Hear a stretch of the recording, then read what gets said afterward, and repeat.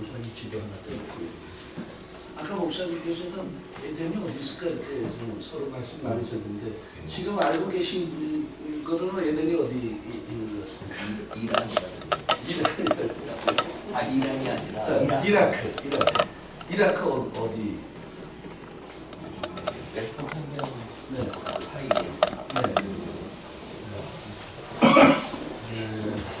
우리는 메소포타미아라고 하는 말을 많이 썼잖아요. 메소포타미아는 근데 그 단어를 처음에 쓰신 분이 헤로도토스, 그리스의 역사의 아버지라고 하는 분이 주전 5세기경에 그 말을 처음 사용하셨어요. 그런데 이제 가끔 이 자유주의 신학자들이 성경을 읽으면서 메소포타미아라고 하는 단어가 주전 5세기경에 나왔는데 모세가 성경을 썼다고 그러면 주전 15세기인데 그 말이 되느냐. 그러니까 성경은 메소포타미아 이야기를 보고 나중에 쓴 거다 이렇게 말하는 사람이 있었어요. 근데 그분이 잘 몰라서 그 말을 하신 거죠. 왜냐하면 우리가 사사기 3장에 오면은 사사기는 이제 주전 1300년 이 정도 되기 때문에 이스라엘을 그다시 지배했던 왕이 첫 번째 왕이 메소포타미아 왕 구산리사다임이라고 했거든요. 그러면 성경에서 말하는 주전 13세기, 14세기 이때인데 단어는 나중에 생겼는데 이거 봐라 성경이 나중에 기록이 된 거고 성경이 나중에 메소포타미아 걸 본받아서 내가 또 만드는 거다. 이런 식으로 표현을 했는데 그 사람이 한 가지 모르는 게 있었어요.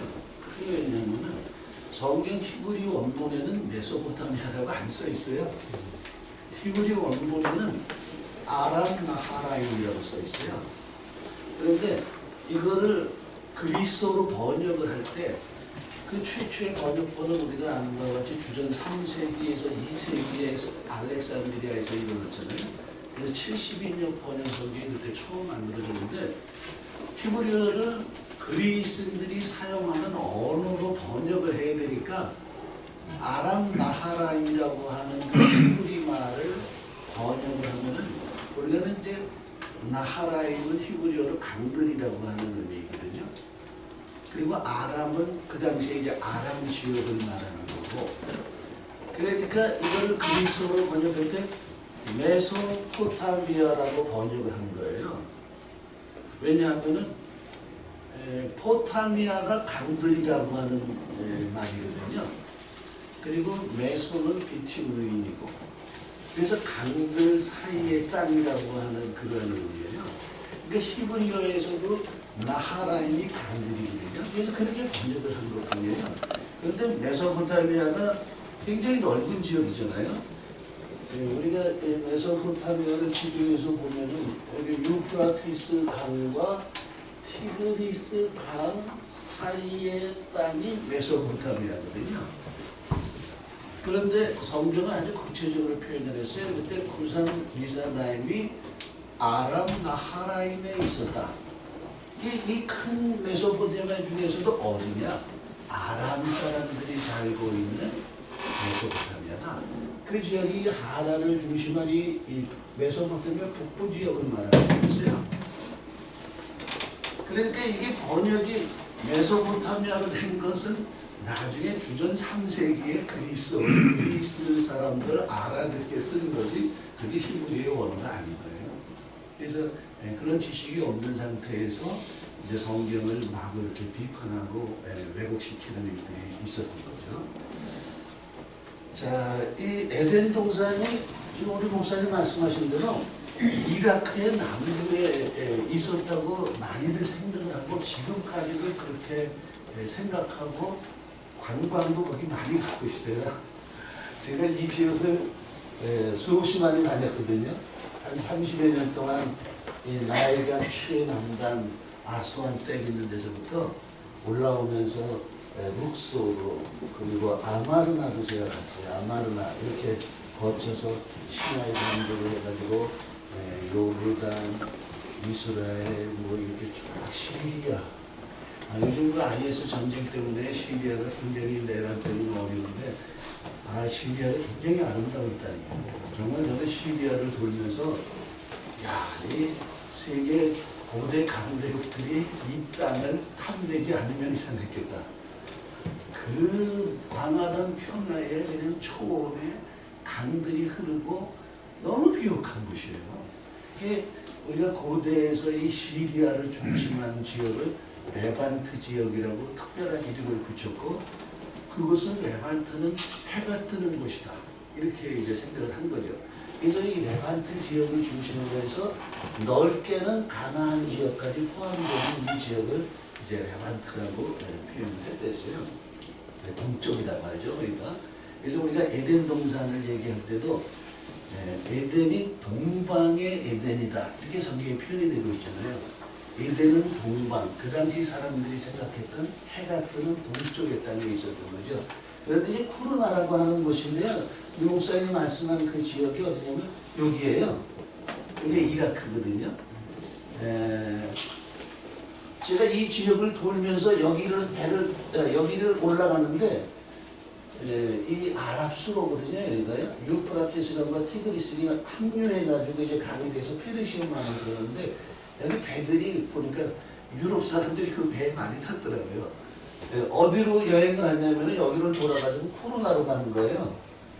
왜? 쿠르나에 거기가 에덴 동산이라고 오래전부터 전해져가지고 아담 파크가 만들어졌어요. 그리고 그곳에 생명나무와 선악과를 상징하는 나무까지 심어놨어요. 그래서 여기가 이제 에덴 동산처럼 그동안 제일 많이 알려졌던 곳이에요. 근데 굉장히 상업적이죠. 선악과 생명나무가 지금 어디 있습니까? 그런 나무까지 심어놓고 사람들 와서 보라고. 근데 지금 칼빈 선생님도 에덴 동산이 여기에 있을 수 있다, 그렇게 표현을 했댔어요. 그런데 물론 칼빈 선생님이 아주 뛰어나신 분이지만 그 당시에는 공부하기 반대를 안 했어요. 그리고 고대 많은 비문들이 발견되지 않았고 알려지지 않았어요. 그냥 여러 가지 정황상, 특별히 에덴 동산에서는 강이 4개가 흘러나갔다고 그랬거든요. 그러니까 4개의 강이 만나는 그 어디가 분명히 에덴 동산일 텐데, 인류 최초의 문명이 메소포타미아 문명인데, 그 메소포타미아 문명 속에서도 이 수메르 지역에서 최초의 도시 문명이 아주 활발하게 일어났고, 인류의 시작이 여기라고 대강들 생각을 했었기 때문에 이 지역에 강이 4개로 만나는 지역이 있으면 에덴일 확률이 크다. 이제 그런 식으로 정의를 이제 내렸던 거였죠. 그래서 여기 보세요. 유프라테스강, 티그리스강이 만나고 합쳐진 강이 흐르니까 강이 3개가 되잖아요. 여기에 요 수사 있는 쪽에서 또 하나의 강이 이쪽으로 흘러내리고 있어요. 지금도 흘러내리고 있어요. 좀 먼 지역이지만. 근데 이제 어떤 문헌에는 그 강이 요 쿠르나 쪽으로 흐른 흔적이 있다, 지금은 없지만 이제 그렇게 얘기는 한 사람들도 있기 때문에 어쨌든 이 지역에서 4개의 큰 강, 성경이 분명히 에덴 동산의 4강 중에 유프라테스와 티그리스 강이 있었잖아요. 그러니까 유프라테스도 있고 티그리스도 있고 또 하나의 강이 흐르고 만들어져서 4강이 구성이 되는 거니까 이제 여기 같다. 그래가지고 수백 년 동안 이제 그렇게 생각을 한 것이죠. 그러나 이제 지금은 완전히 다르죠. 지금은 우선 고고하게 수많은 성경 외적인 자료들이 발굴돼가지고 또 지질학 연구, 또 지형에 대한 연구, 이런 것이 아주 활발하게 돼가지고 이제 그게 아니니 이제 제가 이제 설명을 드리겠습니다. 왜 아니지? 그 다음에 실은 아주 인류 초기에 그 사람들이 낙원이 실제로 있었다, 이렇게 생각들을 이제 했었죠.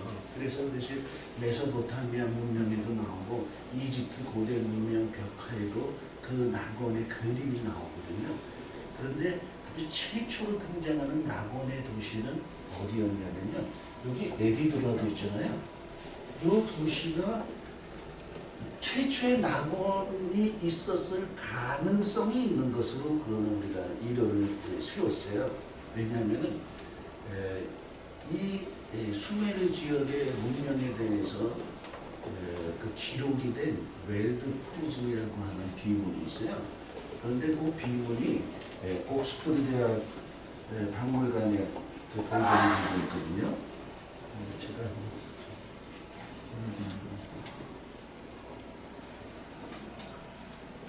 근데 그 비문에 이 수메르 지역에 인류 최초의 도시가 생겼다. 그러면서 그 도시의 왕은 누구고 몇 년을 통치했다. 그리고 두 번째로 생긴 도시는 여기도 누가 몇 년을 생겼다. 이렇게 했는데 인류 최초의 신의 은총으로 세워진 첫 번째 도시가 에리두였어요. 지도가 나오네. 에리두였거든요. 그리고 그 에리두에서 믿는 신이 바로 메소포타미아 신화 속에서 낙원을 창조한 신이 그 에리두 도시의 주신이었어요. 그리고 그 에리두가 인간을 창조했는데 첫 번째 창조한 인간의 이름이 아다파인 거예요. 아담하고 비슷하잖아요. 그런데 그들이 그 이야기 속에 인류의 시조라고 얘기를 하거든요.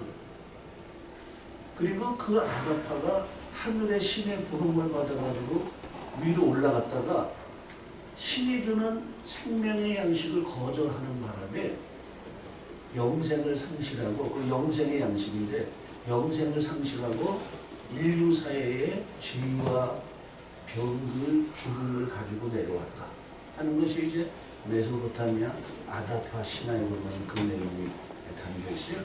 그러니까 낙원을 만든 창조의 신이 그 도시에 있었고, 그리고 인류 최초의 사람 아담과 비슷한 아다파라고 하는 그러한 인류 인간이 있었고, 그리고 거기에서 신의 양식을 거절하는 바람에 사람들이 병을 앓고 늙어서 죽는 존재가 되었다 하는 거 보니까 이 에리두가 그 첫 번째 낙원일 수 있다, 이렇게 정의를 내린 것이죠. 이게 사진이 많다 보니까 그 기본을 보여주는 거 한참 돼요.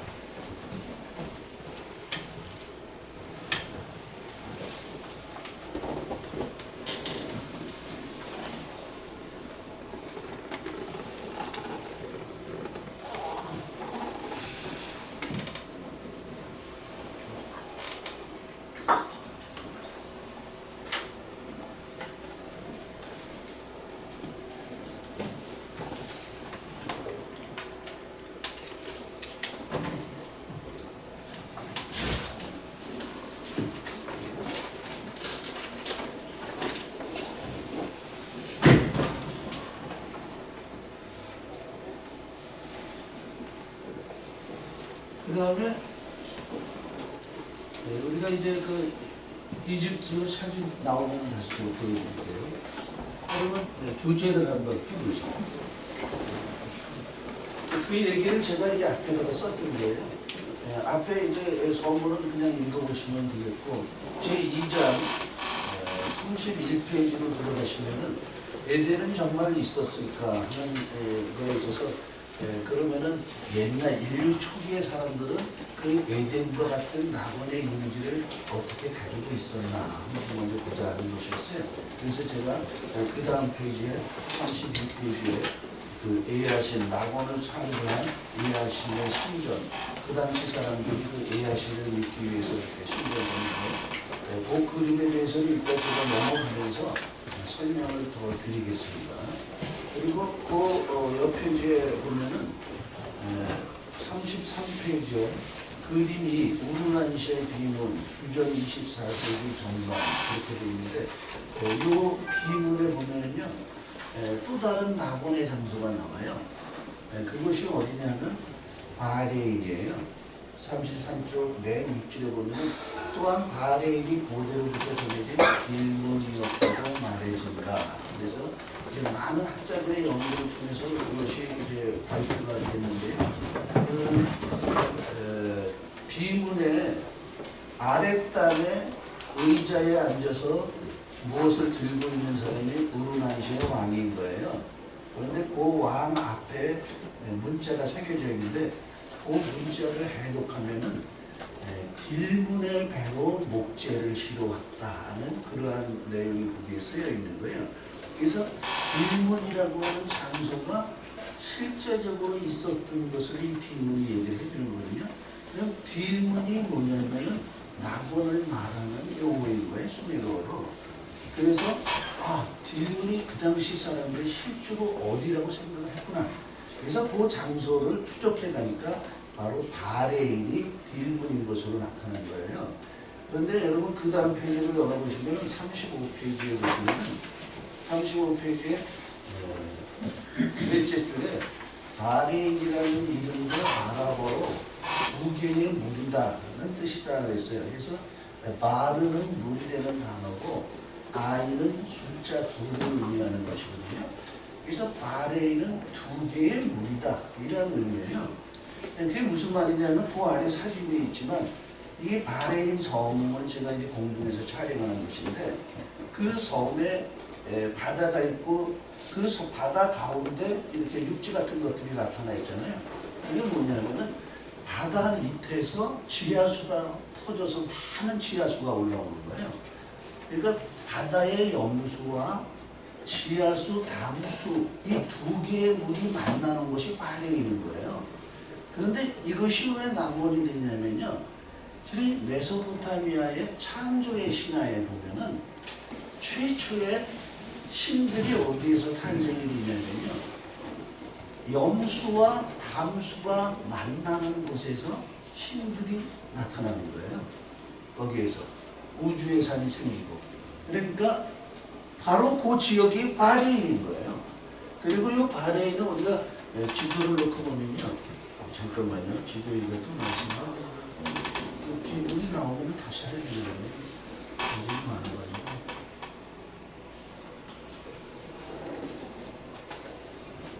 돌아가는 게 좀 느렸는데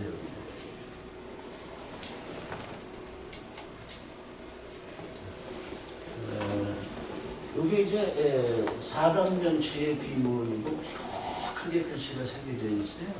이게 이제 옥스퍼드 대학 박물관에 보존되고 있는 웰드 프리즘이라고 말하는 것인데 여기에 보면은 인류 최초의 그 도시가 만들어지고 신의 은총으로 하늘로부터 이 도시가 생성이 되고 누가 왕이 돼서 몇 년을 통치했다 하는 것이 쭉 나오는데 중요한 거는 이따 다시 보충 설명을 드리겠지만 그 왕조가 도시로가 나오다가 중간에 대홍수가 일어난 게 거기에 기록이 돼요.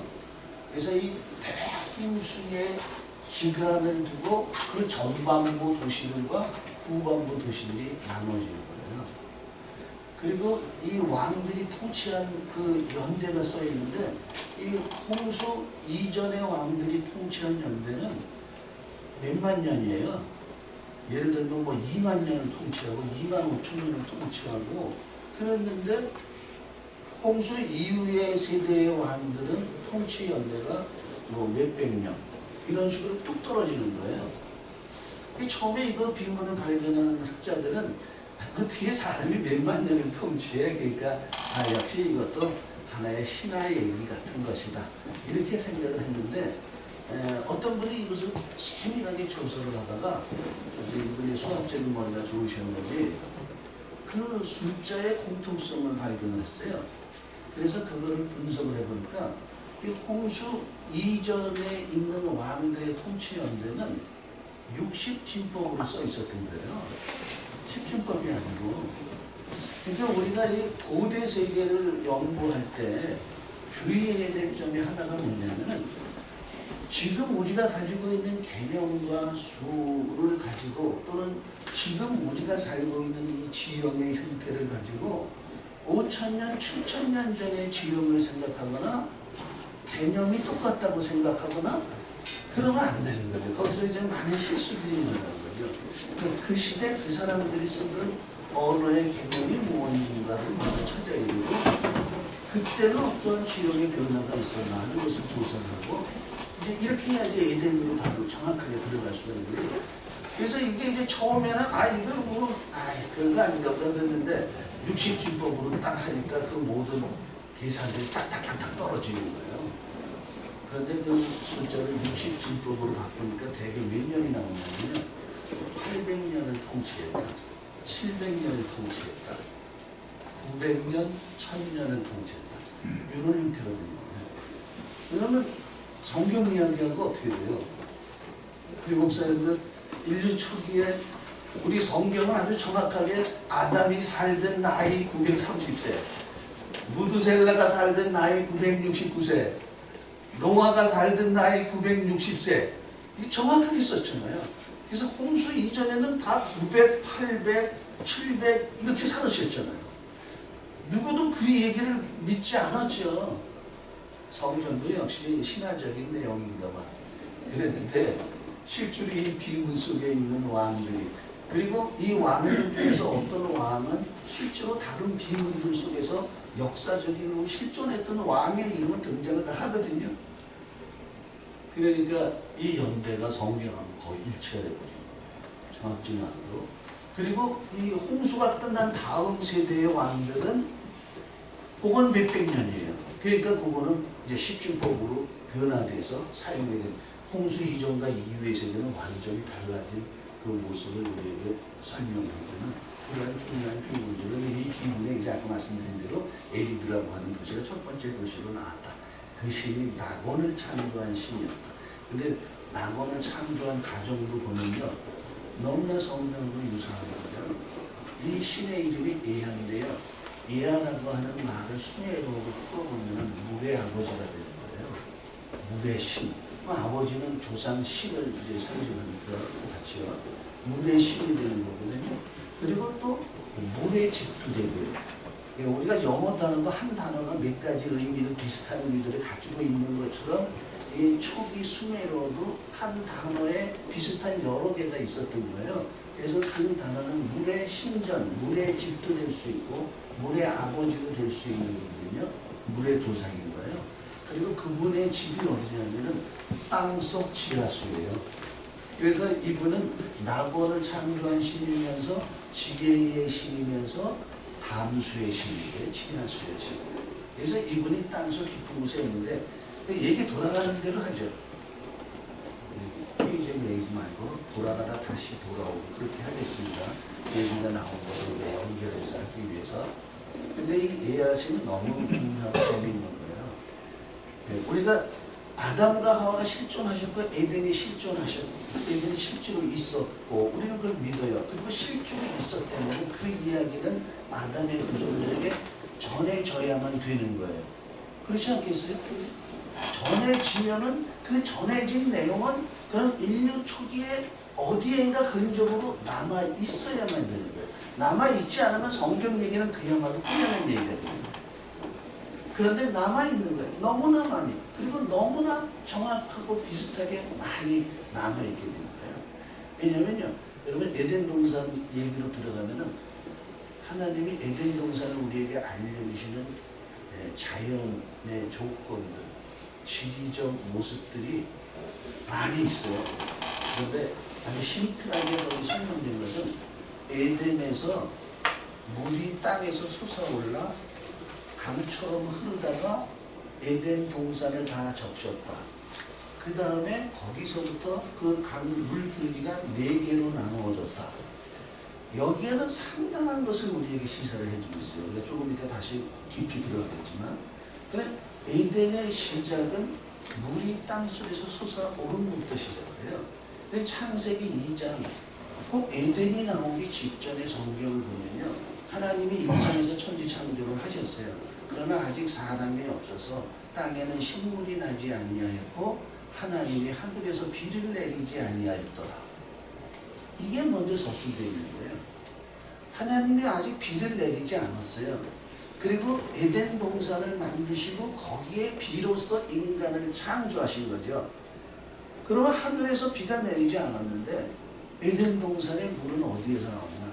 땅 속에서부터 지하수가 터져 올랐다. 이렇게 말씀하는데, 그런데 정말 놀라운 거는 제가 이 에덴을 이제 최종적으로 결정하고 이제 거기를 다 탐사했는데 한 3년 전에, 3년 전에 세계 지질학자들이 공통적으로 집중적으로 연구한 장소가 저에게는 너무 다행이었던 거예요. 왜? 에덴을 발표하는데 너무나 귀중한 자료들이 나오니까 에덴 주변의 지역을 세계적인 지질학자들이 집중 조사를 해서 그걸 최고로 딱 발표를 하는 거예요.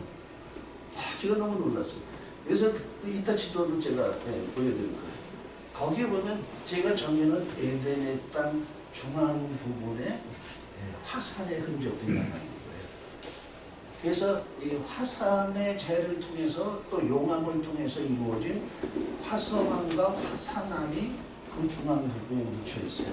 그런데 여러분, 화산이 터질 때는 이 지층 구조가 변하면서 땅 속에서 물이 많이 솟아 올라오는 거예요. 구조가 물이 많이 흐르게 돼 있어요. 제가 작년에 뉴질랜드를 갔다가 너무 멋있는 데를 가봤어요. 그 뉴질랜드에 그 원주민들이 신성시하는 샘이 있더라고요.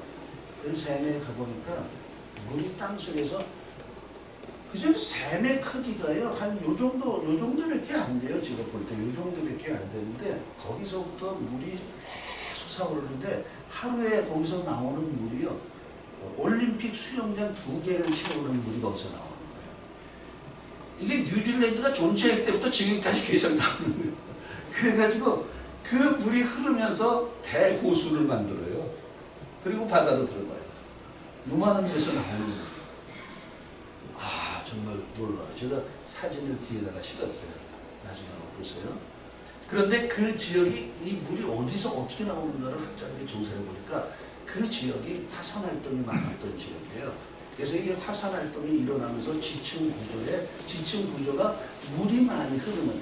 그래서 그 샘도 그 땅에서 올라오는 물이 아니고 거기서부터 멀리 떨어지는 곳에서 지층을 타고 거기서 솟아오르는 그 많은 물.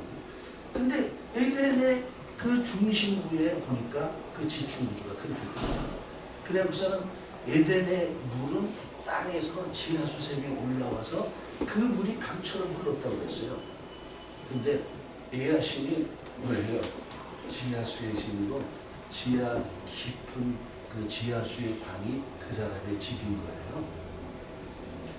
이제 하나님을 떠난 초기 인류가 이제 죄를 져서 영적으로 어두워져서 하나님을 알 수는 없지만 어딘가 신은 계시고 그 신은 의지를 해야 되고, 그러니까 인간들에게 있어 가장 소중한 자연의 사물들을 신격화해서 그걸 숭배하기 시작을 한 거 아니겠어요? 그러니까 인간에게서 제일 중요한 건 물이죠. 말할 것도 없이 물이에요. 그런데 그 물은 신이 만들어진 땅에서 나오는 지하의 샘에 지하수의 담수, 그 물이 아주 신성한 물로 여겨졌기 때문에 그 물을 신으로 만들어 가지고 이름을 신의 아버지 또는 신의 집 신전이라고 이름을 지어서 에아라고 부르는 것뿐이에요. 그 신이 아니라고 생각하면 그대로 에덴에서 나오는 것이 되고, 그리고 거기서 하나 더 들어가면요, 이 에아신이 지하수 깊은 시면에서 살았어요. 우리가 고대 언어로 하면 아부주, 시면의 깊은 곳에서 살다가 자식을 낳았어요. 우리 신화는 그렇잖아요. 사람들처럼 사랑도 하고 미워도 하고 뭐 싸우다가 죽기도 하고, 이게 이제 신화니까 그야말로 사람들이 만들어낸 얘기죠. 그래서 이 에아신도 거기서 부인하고 살다가 자식을 낳는데 그 자식의 이름이 누구냐면 마르독이에요. 우리 목사님들 마르독 그러면 혹시 뭐 닮는 게 있지 않나 모르겠어요.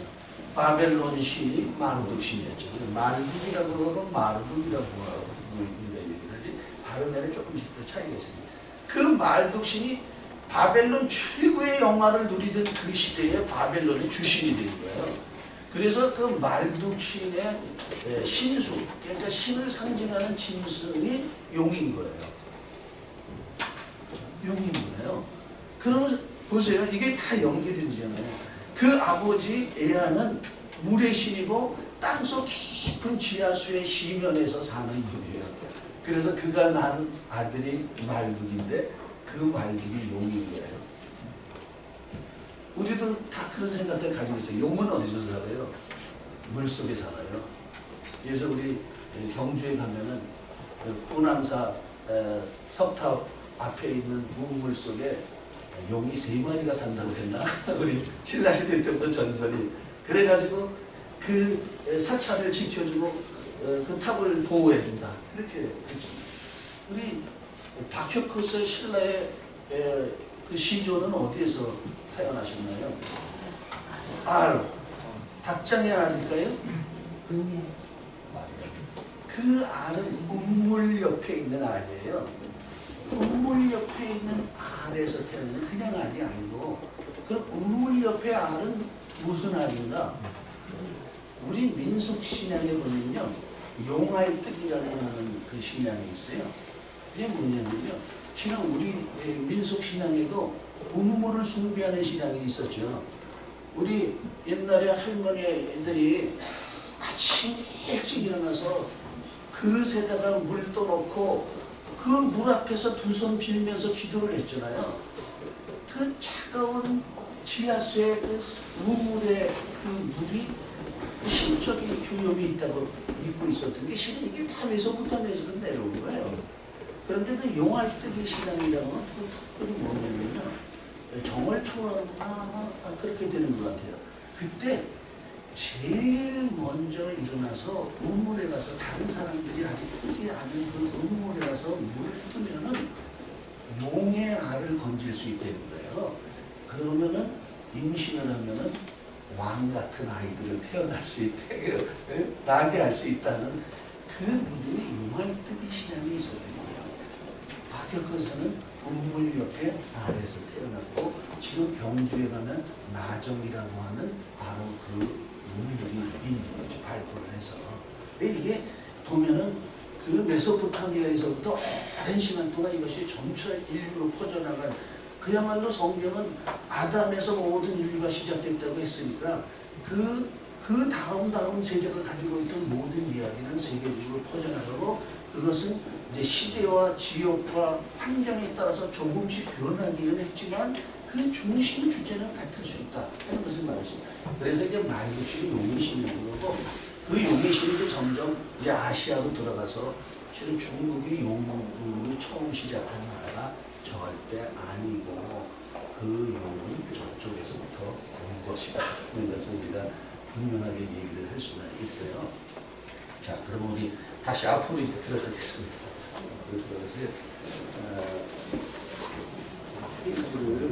그리고 우리가 에덴에 대한 얘기를 지금 했었잖아요.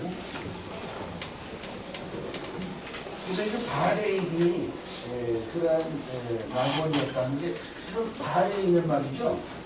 우리가 그 지형을 잘 모르실 테니까 지도를 좀 보는 게 좋을 것 같은데.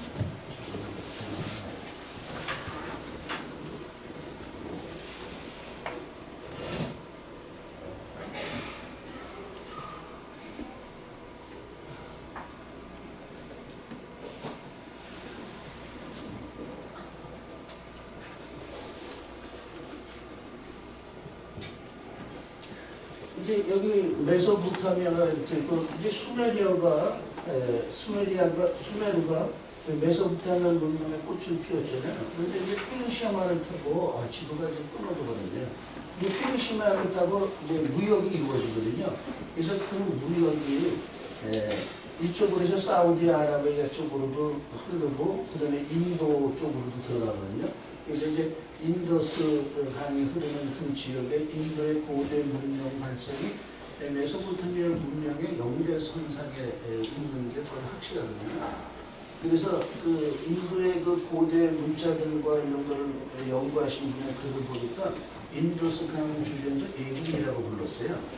거기가 에김이라고 부르고, 그다음에 여러분 에덴 동산에서 4개의 강줄기가 나왔다고 그랬잖아요. 그래서 그게 처음에는 이제 사인도 뒤에서 다 보여드릴 텐데, 처음에는 그 4개의 강줄기를 심플하게 십자 형태로 그렸어요. 이것이 주전 5,000년에서 주전 7,000년 그 사이에 인류 최초의 사람들이 남긴 사인들에 보면 십자 형태의 사인이 많이 나타나고 있어요. 그러다가 이 십자 형태의 사인은 에덴 동산에 4개의 물이 퍼지는 그 의미였거든요. 그래서 이게 물이 흐르는다 하는 그런 의미가 추가되면서 십자형이 약간 이렇게 곡선을 그리게 돼요. 이렇게 곡선. 또 이쪽에서도 이렇게 곡선. 그러면서 그게 만자로 변하게 돼요. 이를 불교의 만자가 불교에서 독창적으로 연구해서 쓴 게 아니에요. 불교는 힌두교 토양위에서 세워졌잖아요. 힌두교는 메소포타미아 토양위에서 자기 나름대로의 새로운 인더스강 문화를 세운 것이거든요.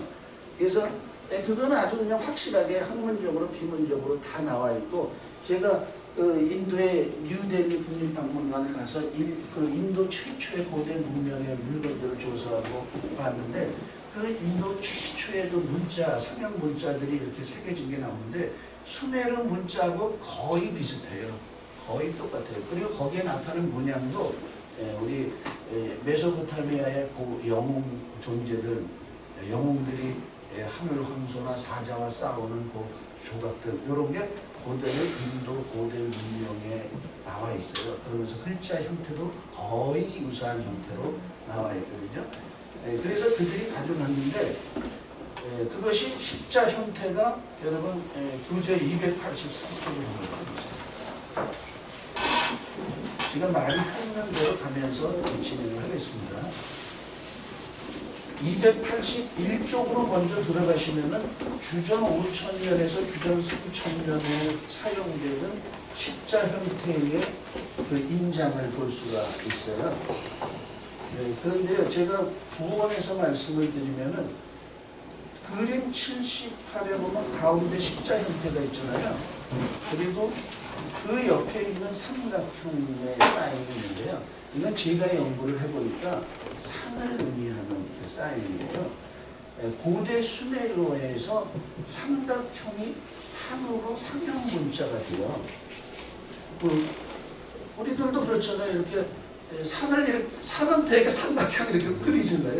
이게 똑같은데 초기 인류도 글자를 만들 때는 그림 문자로 시작을 했거든요. 주전 3,300년 뭐 그 정도서부터요.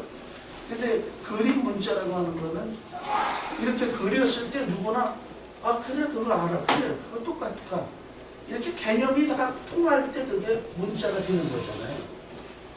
여러분 물 그리면 여러분 어떻게 그리시면 좋겠어요? 물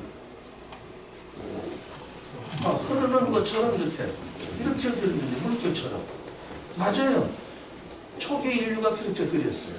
그래서 최초의 상형 문자의 물은 흐르는 물결이 2개가 같이 있으면 물이에요. 그러다가 귀찮으니까 그냥 직선으로 둘을 그어도 물이에요.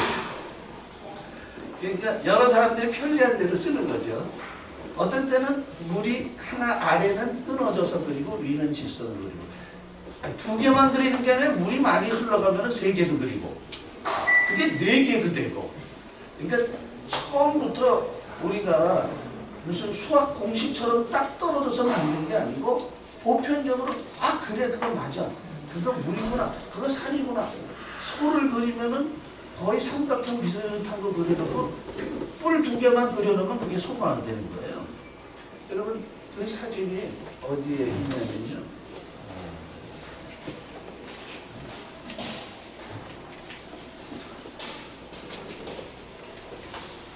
(228페이지입니다) 228페이지.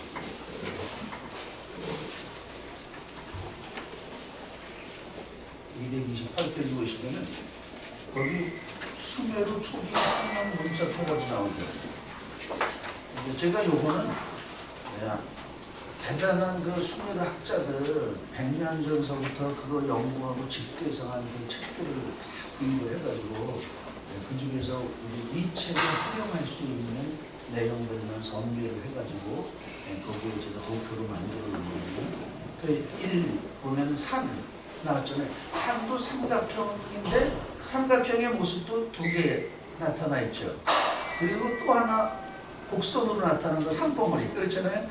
산이 뾰족한 산도 있지만 둥그스로 간 것도 있잖아요. 그게 다 산으로 쓰인 가장 핵심적인 차명 문자였어요. 그 다음에 산맥이 되면 어떻게 있어요? 산을 두 개 연결해 놓은 산맥이 되는 거예요. 그리고 산맥은 여러 겹으로 되게 나타나 있으니까 그 산맥에 보면은 위에 두 개 산하고 밑에 하나 산이 마치 어떠한 문양처럼 이렇게 새겨져 있어요. 그래서 실제로 이제 그 수메르 초기의 문자를 보면 글자가 이제는 문양 디자인으로 돼요. 디자인으로 나타나기 시작하는. 그래서 그 산맥도 보시면 대표적인 거 세 개가 이렇게 나왔어요. 마지막 거 세 개 볼록볼록 튀어나온 거 재미있어요. 그런데 이제 여러분들이 요거를 보시면서 고대 토기 같은 거를 보시면은 이거 이런 거 있네, 이런 의미네, 이런 의미 같으네. 이제 그런데 눈이 조금씩 떼이기 시작하시죠. 그다음에 밑에 물 보세요. 물도 됐다가 방도 됐다가 뭐 이런 식으로 이제 혼용해서 쓰는 거예요. 그때 필요하게. 여기 두 개 물결도 있다가 점선 직선도 있다가 그냥 직선도 있다가 세 개 물결, 그 물결이 크기가 다르고 실은 죄송해요. 우리가 그 사찰에 가면은 사찰의 그림들이 있잖아요. 새겨놓은 그 아름다운 전통 그림들이 제가 가만히 들여다보니까요. 메소포타미아에서부터 흘렀던 수천 년 전의 토기 속의 그림, 그 문양들이 지금도 그대로 쓰여집니다. 그래서 이게 힌두교를, 메소포타미아에서 힌두교를 통해서, 힌두교에서 불교를 통해서, 불교에서 그거를 조금씩 또 변형시키고 우리 그 나라 환경에 맞춰가면서 변형이 시켰어요. 자, 그런데 우리가 다시 들어가서요. 아까 십자 문양 우리가 얘기했었잖아요. 그러면은 십자 문양을 들어보세요. 281쪽에. 그래서 그 그림 78은 십자 문양 옆에 있는 삼각형이 4개의 산을 상징하는 거예요. 그래서 4개의 산 사이에 4개의 물줄기가 흘러나가는 그 문양인 거예요. 그런데 그 뒷페이지로 넘어가 보시면은 또다시 나타나요. 이런 문양이 이제 계속 많이 나타나요. 그림 80. 마찬가지로 주전 5,000년에서 3,000년 사이에 쓰이던 문양이에요. 삼각형이 겹겹이 되면 깊은 산을 상징하는 거거든요. 그 깊은 산 속에 십자 형태로 4방향으로 나눠지는 거예요. 실은 우리 이 4방향이 중요한 거예요. 그래서 우리가 불교의 스투파를 보면은 그 부처님의 그 사기를 묻어놓은 그러한 신성한 스투파를 보면은 4면의 얼굴이 새겨져 있어요. 세상 4면을 바라보는 얼굴이 되어 있어요. 그리고 이제 그 만자도 세상 4면으로 흘러가는 것을 상징하는 거였다고 그랬죠. 그건 성경적으로도 일치가 되는 거예요. 실은 에덴 동산에서 4개의 물줄기가 흘렀다고 하는 말씀은 에덴이라고 하는 그 장소만 축복의 땅이 아니고 에덴을 축복하시고 아름답게 창조하신 하나님의 은총이 세계 사방으로 흘러가라고 하는 의미를 거기에 부여해 준 거거든요. 그래서 실은 에덴같이 아름다운 곳은 지구 곳곳에 가득 차 있어요. 단지 아담이 안 살았을 뿐이고 하나님이 거기서 하와를 안 만들었을 뿐이지 그 유사한 환경은 세계 계속 아름답게 만든 곳인 거예요. 자, 그래서 그 산들이 있는데 그거 보세요. 그림 80, 81이 그 형태잖아요. 그런데 그 십자 형태가 그림 83으로 넘어가면은 83, 84로 가면은 구부러지기를 시작해요. 84번 보시면은 구부러지잖아요.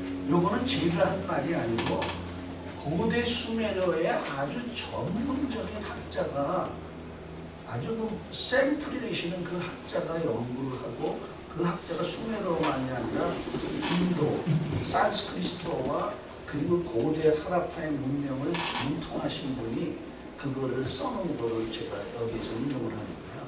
그래서 처음에는 십자 형태에서 그 다음에 만자 형태가 나타나기를 시작합니다. 이렇게 돼요. 그래서 이 발음도 아주 비슷해져요. 십자 형태의 수메르 발음이 발이에요. 발음 기록으로 말하면 BAR이에요. 발. 그런데 이것이 조금 더 이제 나아가서 바라라고 하는 그런 명칭으로 또다시 발전해요. 바라. 이 바라는 우리 박물관 이름이 바라거든요. 그런데 그 바라는 여러분 책에 보시면은 맨 앞에 속지에 에덴이라는 그 신석이 시작이 되는 속지에 보시면요. 그 바라라고 하는 영어 문자가 있고 그 위에 뭐 이상한 그림이 하나 있잖아요. 여기 수메르 문자예요. 근데 요 문자가 바라예요. 발음이. 그런데 요 문자의 뜻이 뭐냐면 성소, 왕궁, 왕의 자리 또는 집. 이 세 의미가 거기에 같이 포함되어 있습니다. 신이 임하는 성소, 그리고 왕의 보좌와 같은 존귀한 자리, 그리고 인간이 거하는 집. 이 세 개가 만나는 장소가 있어요. 어딜 것 같아요? 신이 오신 거룩한 곳, 땅. 그곳에 왕과 같은 인류 시조의 최초의 머리 되는 사람이 살던 곳, 그리고 인간이 살던 집. 이게 세 개가 다 만난 데가 어디겠어요? 에덴이죠. 아담과 하와가 사랑하며 처음 가정을 이룬 땅이 에덴이에요. 인류의 시조여 왕 같은 존재인 아담이, 족장 아담이 산 땅이 에덴이요. 신이 내려와서 그 에덴을 거니셨잖아요. 아담아 네가 어떻게 되냐. 하나님이 산책하시면서 인간을 찾으시고, 하나님이 내려와서 인간을 최초로 만드신 하나님과 인간이 만나고 어울려진 땅이 에덴이에요.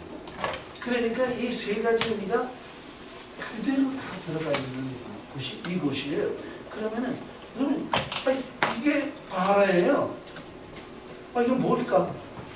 여러분 지금 수메르 상형문자 저하고 입문하셨거든요. 그거 가지고 여러분 이거 해석해 보세요.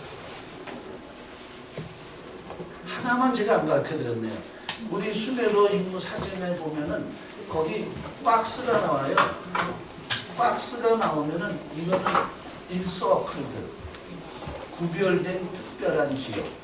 이게 인서클드예요. 울타리로 쳐진 한 장소. 그럼 그거 가지고 여러분 이 수메르 성형 문자를 한번 해보세요. 제가 다 가르쳐드렸어요.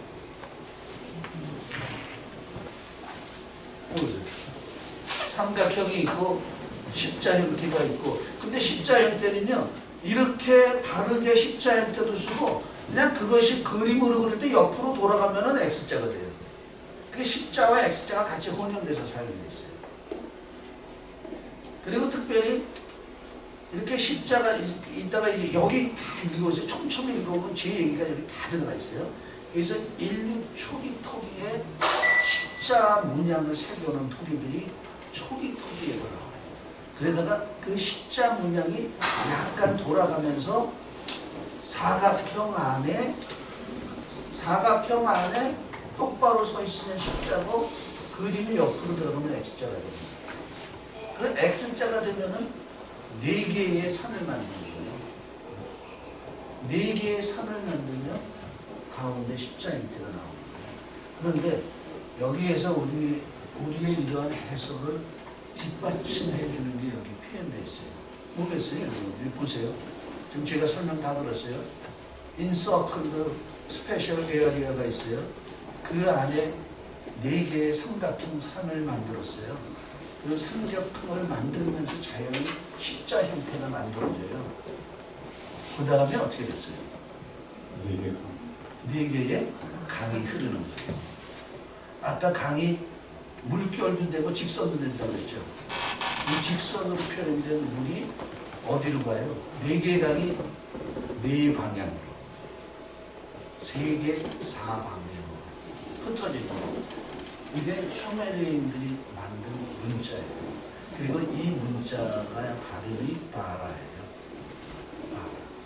그리고 이 문자를 처음 시작하는 기초가 된 십자 형태의 발음은 바라. 저희 박물관 이름이 바라예요. 그런데 그리고 이 책을 출판한 출판사 이름이 바라가 이제 그거예요. 그런데 실은 저희 박물관은 한 17년 전에 만들어졌거든요. 그런데 그때는 이거를 몰랐어요. 그때는 이 바라라고 하는 말을 어디에서 썼냐면요. 창세기 1장 1절 태초에 하나님이 천지를 창조하시느라 할 때 바라잖아요. 물론 그 바라를 영어로 표기할 때는 BARA예요. 바라예요. 그래서 이 바라, 하나님이 천지를 창조하시고 인간의 역사를 만들어 나가셨다. 모든 것의 주체이시다 하는 것을 이제 저는 유물을 통해서 증명해 주고 싶었던 거라 바라를 만드는데, 그 바라를 위해서 영어의 이니셜로 한번 만들어 보자. 그래서 Biblical Archaeology Relics Academy 이렇게 쓴 거거든요.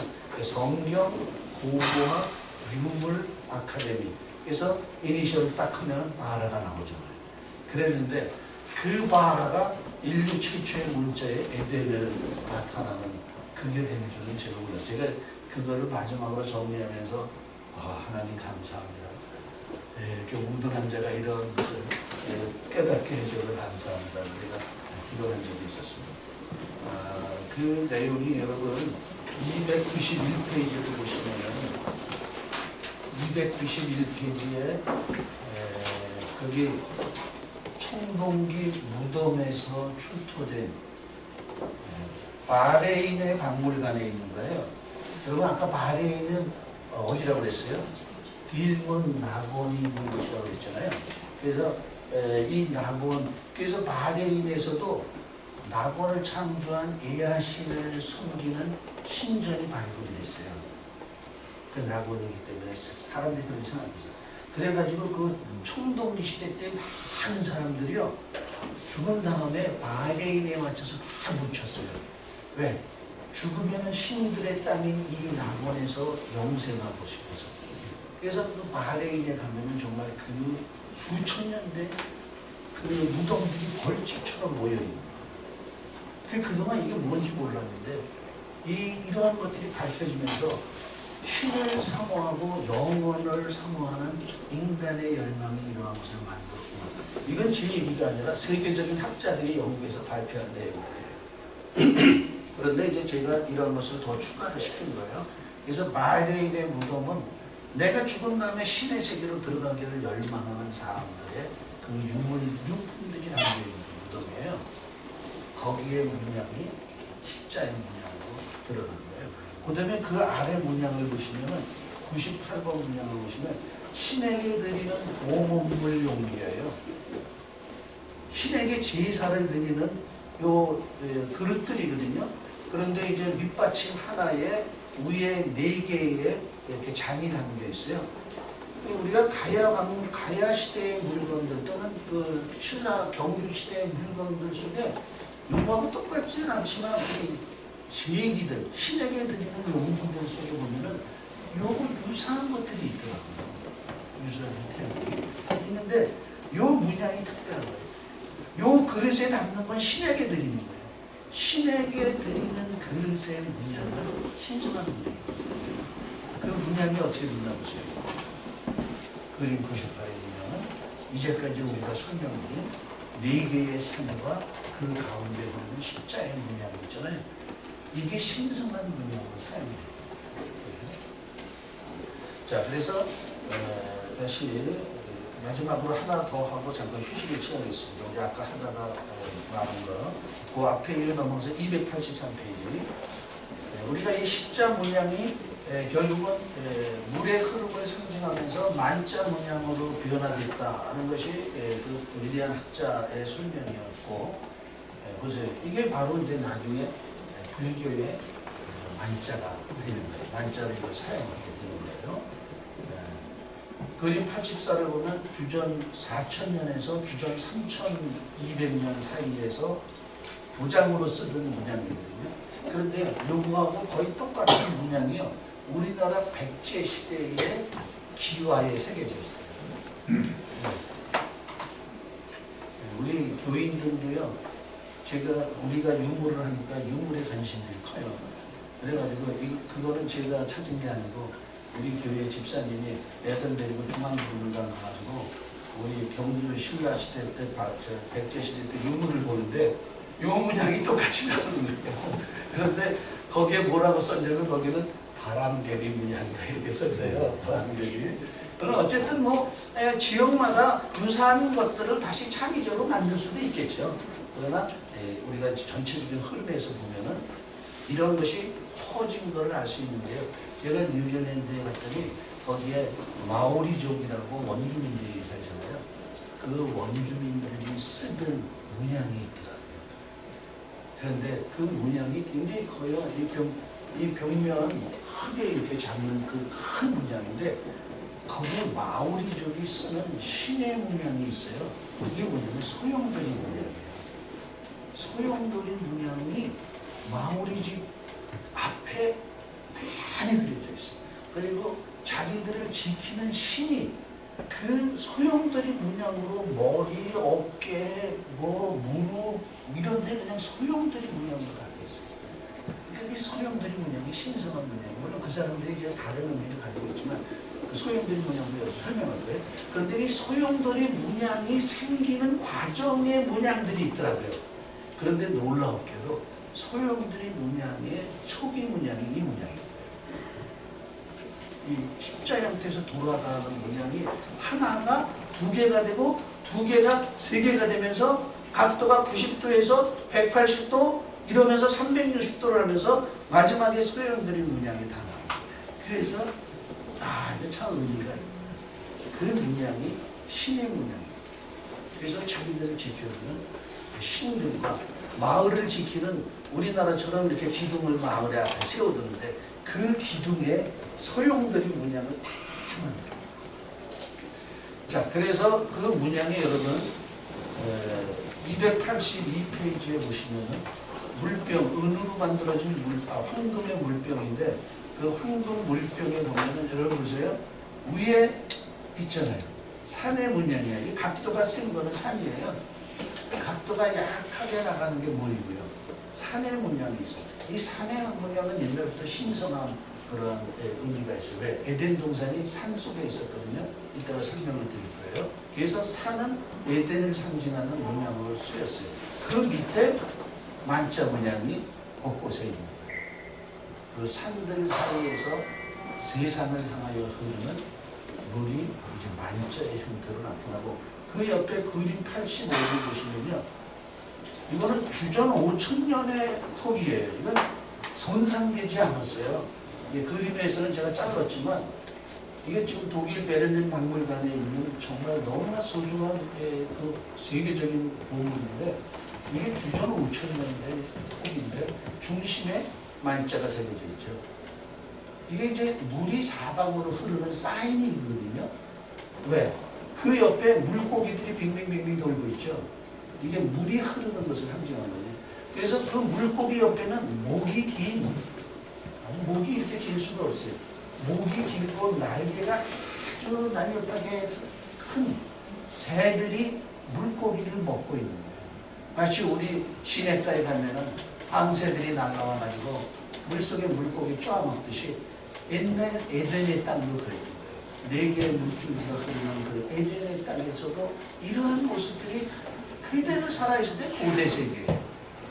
그래서 여기에 토기에 그대로 새겨졌어요. 실은 그릇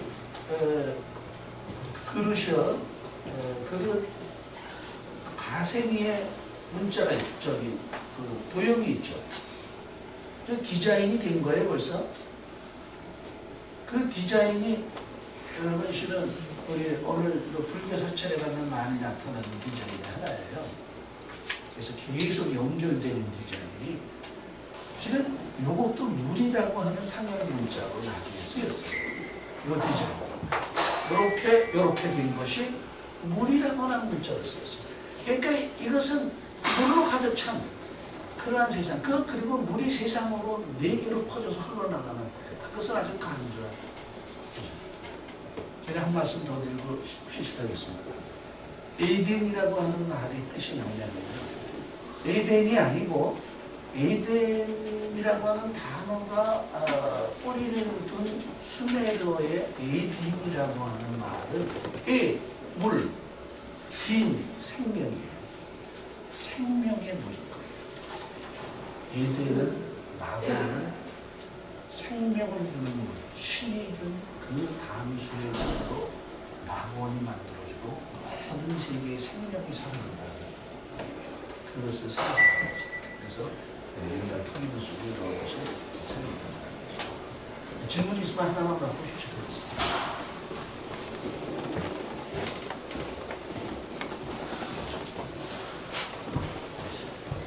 없으시면 휴식하고 나중에 여러분 지금